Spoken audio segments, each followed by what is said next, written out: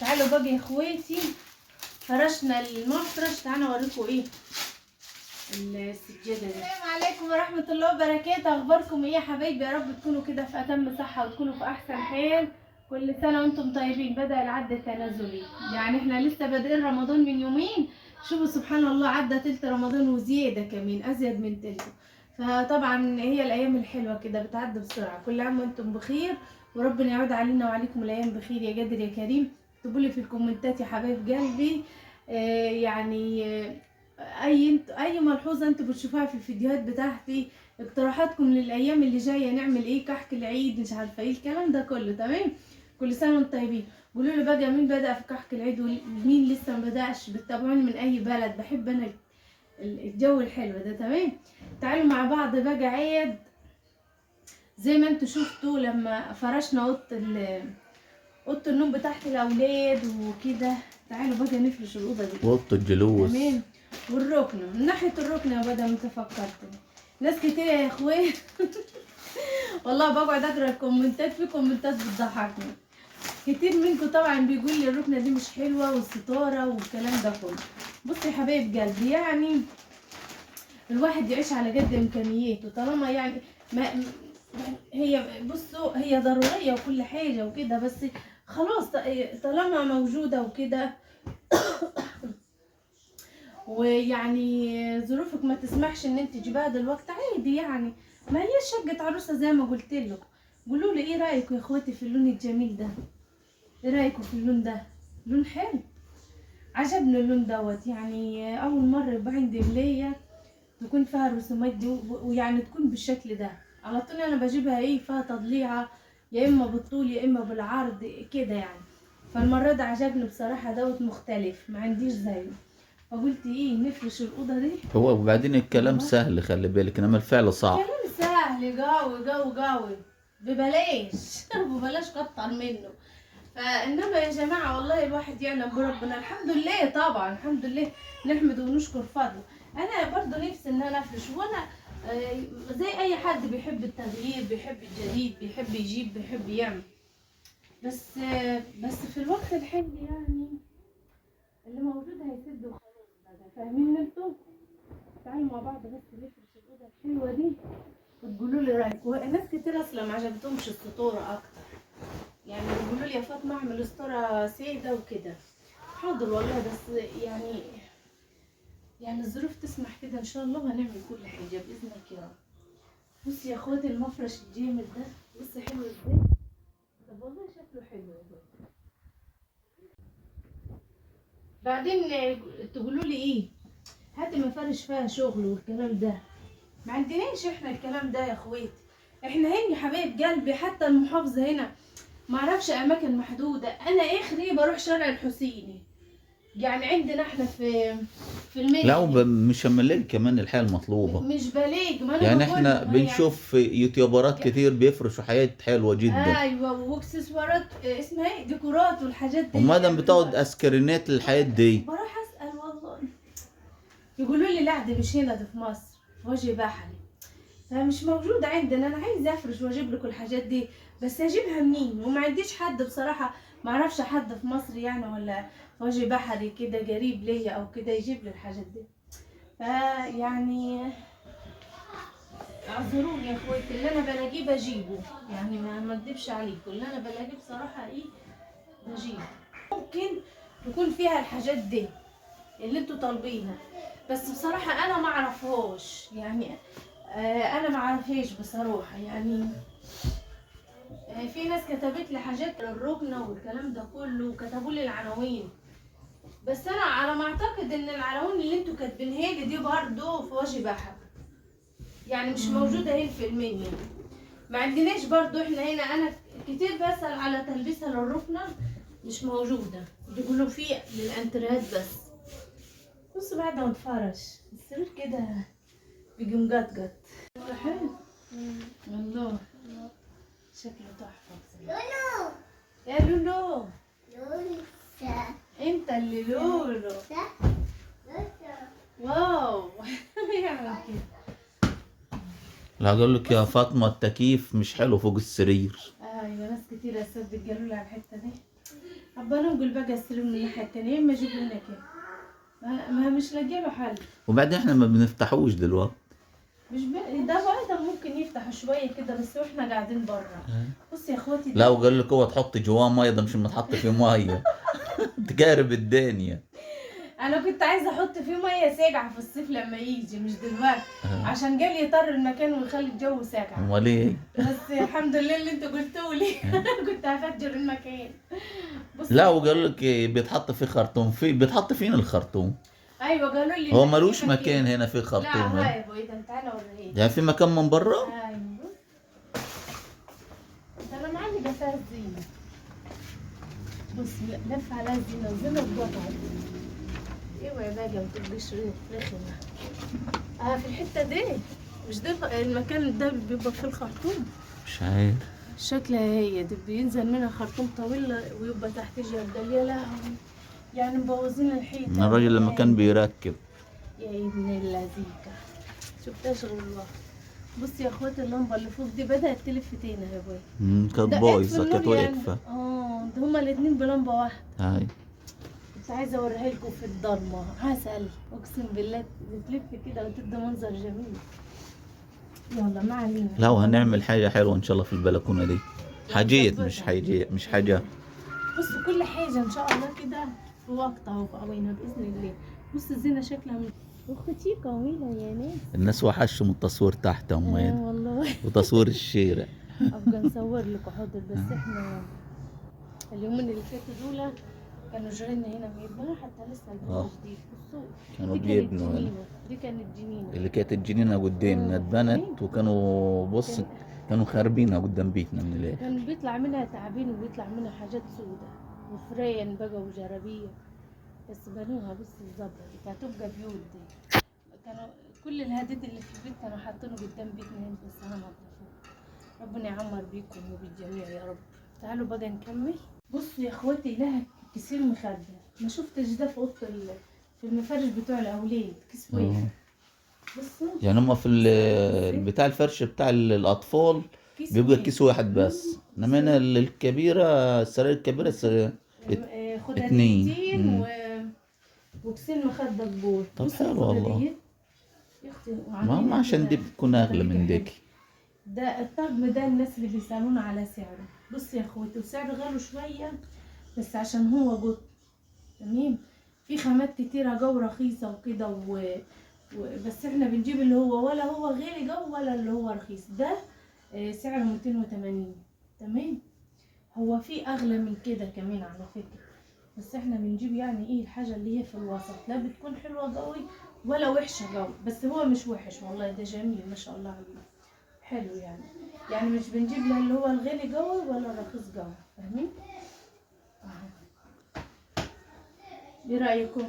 قولوا لي رايكم بشكله، بالشكل النهائي. كان المفروض ان انا اجيب خداديه هنا، بس بص مش عارفه هجيبها منين دلوقتي، الدنيا مكركبه صراحه ربنا، يعني لسه برضو ايه، لسه ما استقرناش ولسه ما هم بيقولوا لك وحشنا الدور اللي تحت يا ام ويدا، منزل اصور شويه تحت. هم ده ملزقت فوق. هو وحشنينا خلي بالك، حاسه ان انا سايبه بيتي بقاله زمن. بس زي بعض ربنا يسهل كده ان شاء الله ونظبط الدنيا وهتشوفوا برضو شويه حاجات شغل جديد ان شاء الله باذنك يا رب. خلي بالكم احنا بنعمل الشغل ده، خلي بالكم والله العظيم يعني مش شرط ان احنا محتاجين له جو، بس عشان خاطر المشاهدين، عشان ما اكدبش عليكم، عايزه اعمل لكم محتوى يعني، وعايزه برضو يبقى فيه ربح ويبقى فيه كده، فاهمين انتوا؟ فشدوا حيلكم معايا كده يا اخوات، الله يبارك لكم. يعني اللي يعني بصوا انا عارفه ان يعني في رمضان مفيش وقت كتير يعني بنفضى فيه.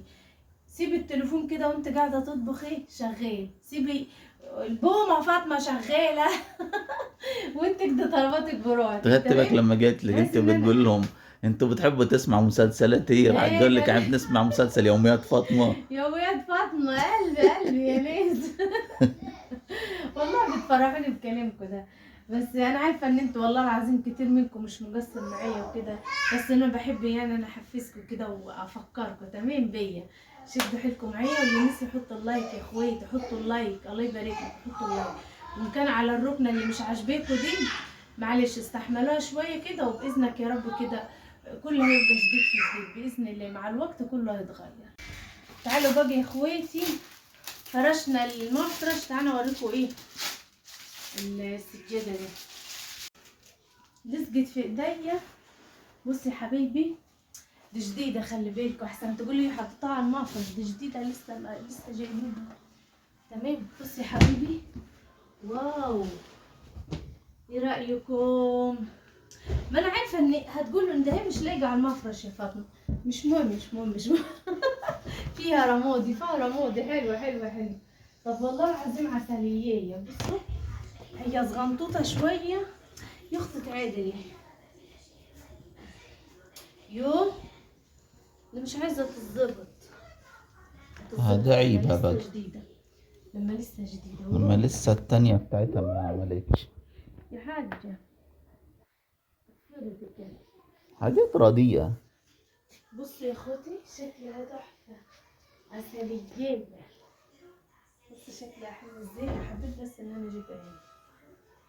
بصي هنا كده الباب هيتفتح ازاي. بصي يا حبايب قلبي، برضو جبت ايه كام دواسه كده، يعني بحيث ان انا استعملهم احطهم مثلا قدام الشقه بره قدام الحمام كده يعني. بصي جبت الصغنطوطه دي، بصي شكلها حلو ازاي. دي سيده، انا عجبني اللون ده بس ما لقيتش مقاسات صغنطوطه، فاهمين اللي هو بصي قد كده صغنطوطه قوي. وبعدين بردك السجاده دي انا ممكن ابقى احطها في الحته دي. بصي يا بدل في الطرقه دي عادي. ابقى اجيب واحده كبيره هنا، اجيب واحده مقاس كبير شويه هنا، ودي تبقى هنا، تبقى شكلها حلو بصراحه. صح ولا غلط؟ ايه رايكم؟ صح. ودي تبقى بره هناك قدام البيب. تمام. وجبت بردك ايه اوريكم، جبت دي عجبتني بصراحه وكبيره. بص شكلها دي تمشي مع اوضه الاولاد مش كده؟ دي تمشي مع اوضه الاولاد اهي. بص شكلها حلو ازاي، ومع السجاده اللي احنا جبناها. بص شكلها حلو صح؟ ايه رايكم في اللون ده؟ شغال. الخامه بتاعتها جميله. جبت برضو واحده تاني بنيات بقى، دي بني في ابيض. ده بلون العباية بتاعتك.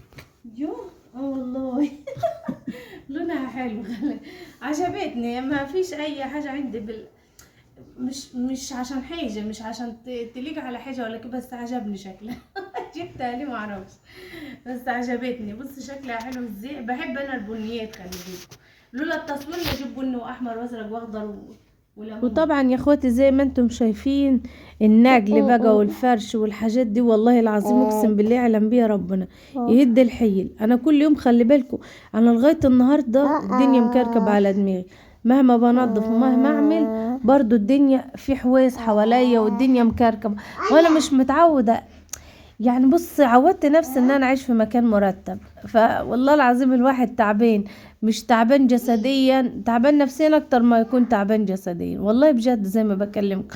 فطبعا بحاول بقدر الامكان ان انا الملم الدنيا.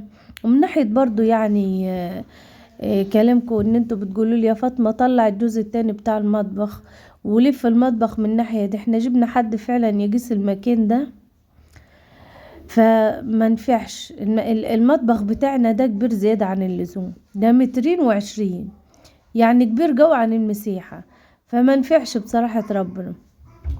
بس الجزء التحتاني يمشي برضو تحتيه كده، بس في مكانه ده، في وضعه ده، على الوضع اللي هو فيه ده. بس هقول لكم على حاجة يعني شوية كده، لان الواحد بصراحة يعني عايزة اقول لكم ان احنا همدانين على الاخر، نفسنا نلاقينا يومين روحة كده والله نستجم فيهم بجد. والله اوحش حاجة في الدنيا النقل، والله بجد على فكرة. ويمكن الناس اللي نقلت، وخصوصا لما يكون مثلا ايه هتنقلي مثلا يعني في توقيت زي ده، يعني ما هي يعني مش رمضان بس، لا مش رمضان والله السبب، لا يا ريت السنة كلها رمضان. المدارس والدروس مسؤوليات كتيرة جو بخليه الواحد والله تعبانين اخر تعب. الحمد لله على كل حين، نحمد ونشكر فضله. انا بحاول بلملم الدنيا على قد ما اقدر كده، وبجيب الحاجات اللي انا اللي انا بستخدمها، يعني مش بجيب حاجات كتيرة بصراحة عشان خاطر الدنيا بس ما تتكركبش حواليا. جبت يعني بقدر الامكان الحاجات اللي انا هستعملها الايام دي. بس والحاجات اللي انا محتاجاها ضروري. وبعدين باقي الحاجة يعني مش في سفر، لا عاوزها بجنزل اجيبه، فاهمين انتوا؟ بس بحس ان انا ايه ما خليش الدنيا حواليا مكركبة، لان الجزء التحتاني ده بصراحة ربنا مهم قوي، شايل لما مستكفي شايل كل حاجة والله.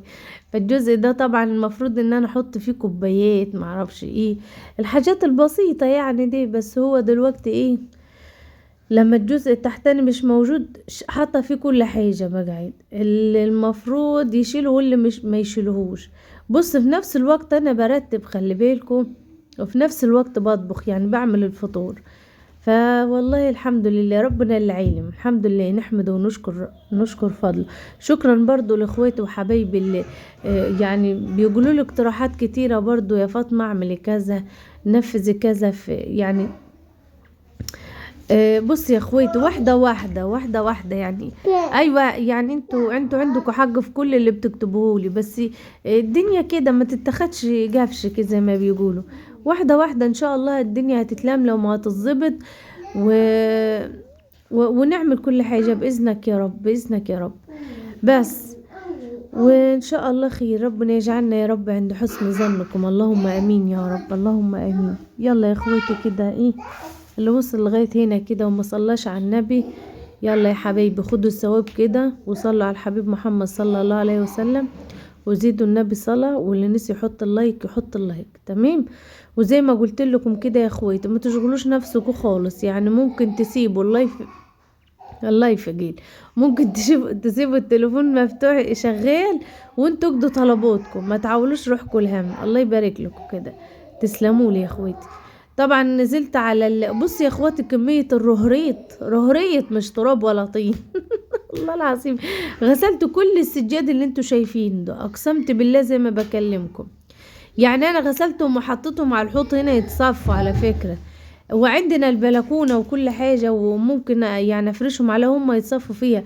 بس انا عملت كده الغرض حاجة ان احنا لافين سلوك اللهم صل على النبي، سلوك اللي هي الاضاءات دي الحلوة دي، عشان خاطر اللي هي يا رب اللهم صل على النبي النور اللي منور دوت في الشجرة، لافين الشجرة كلها بيه. فانا لو كنت ان انا حطيت السجاد بميته كده كان هيحرقهم، فقلت لا انا هسيبهم يتصفين بعد كده ايه ابقى اطلعهم افرش. بص الهوا عامل ازاي بيطير كل حاجة. انا لسه لغاية الوقت والله يعني عشان تعرفوا بس ان في حاجات كتيرة ناقصوني لسه برضو ايه ما جبتش الحاجة المهمة جوه ان انا اجيب سلوك كده حلوة للبلكونة.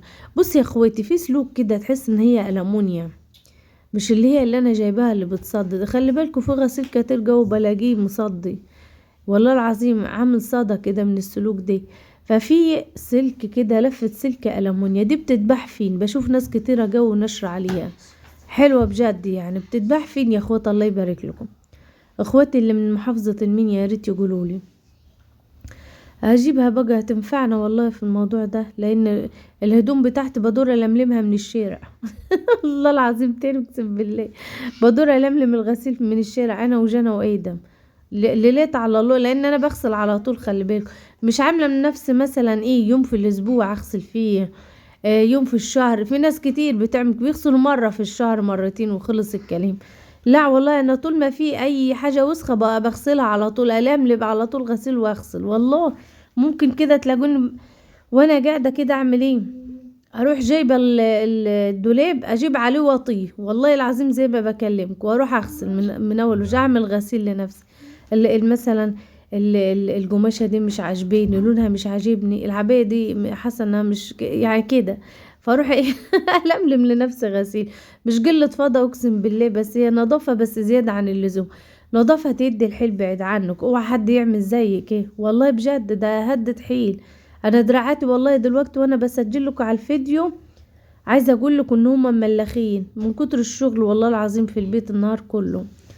بس الحمد لله ربنا يعيننا ويعينكم يا قادر يا كريم، ويا رب تكون فيديوهاتنا كده يعني تكون خفيفة كده، ما تكونوش بتزهقوا مني يا حبايبي. شكرا برضو الحبايب اللي قالوا لي يا فاطمة بس يا بودي قالوا لي يا فاطمة احنا مش بنتابع المسلسلات، احنا بنتابعك انت.